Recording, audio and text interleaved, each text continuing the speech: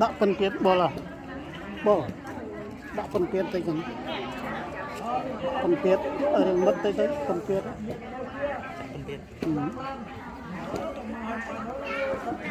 គូឡើងឲ្យឃើញទាំងអស់គ្នាទៅណាបាទ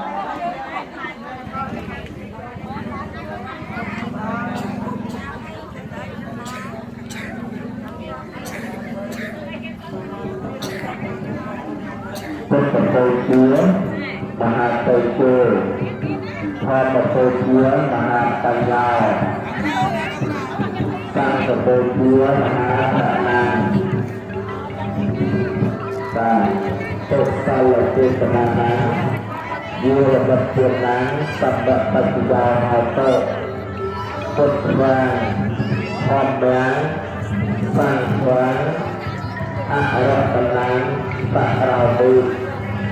បាតាពោជាចំពោះព្រះពុទ្ធនួនតែជាច្រើនទៅណា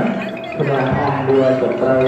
ទុកទាំង8តាពោជាចំពោះព្រះធម៌បាទមានបញ្ញាច្រើន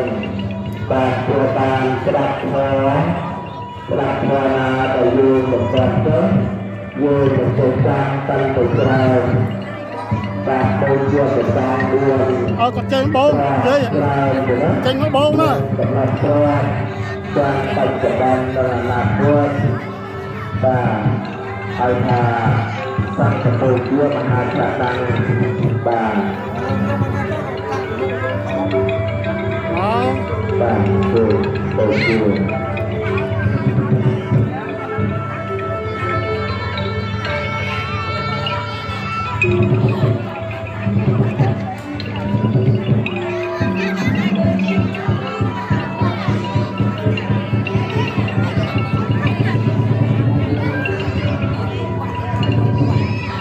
បាទសូម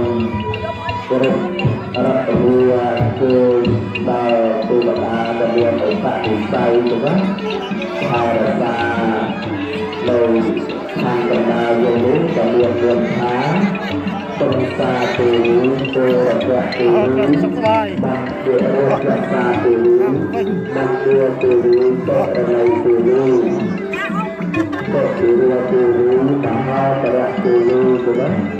សូមទូបតាគ្រប់អង្គបឋមសក្តិបុរៈបុរតារមៃបសិទ្ធលោកអថារតានៅទីទឹកដី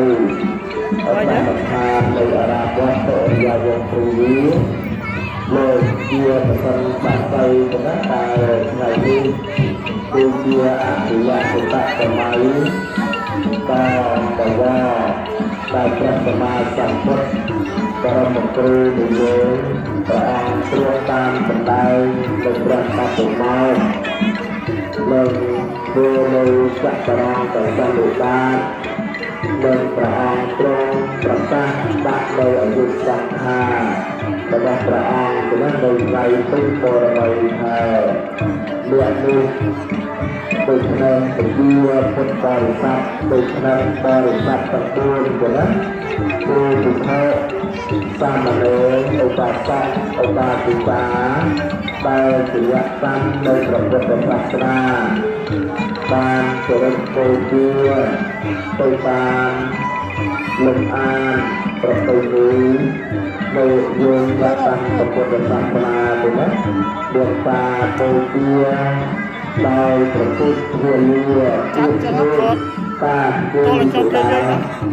ដោយជួយទៅពេលប្រហែលត្រៃទុំតែ8មានប្រពុតប្រធរប្រសងទៅណាជាទីពេញទីរលឹកដល់អបអរតាមទៅយើងបាទសារណៈដើម្បីទៅហើយតែនាំឲ្យយើងបាននៅសេចក្តីសុខបាទសេចក្តីសុខទាំងផ្លូវកាយសេចក្តីសុខទាំងផ្លូវចិត្តសម្រាប់យើងគោរពបូជារក្សានៅសិលបាទឲ្យបានជាប់ក្នុងខ្លួនបានហើយនិងទទួលបាននៅសេចក្តីសុខទៅណាបា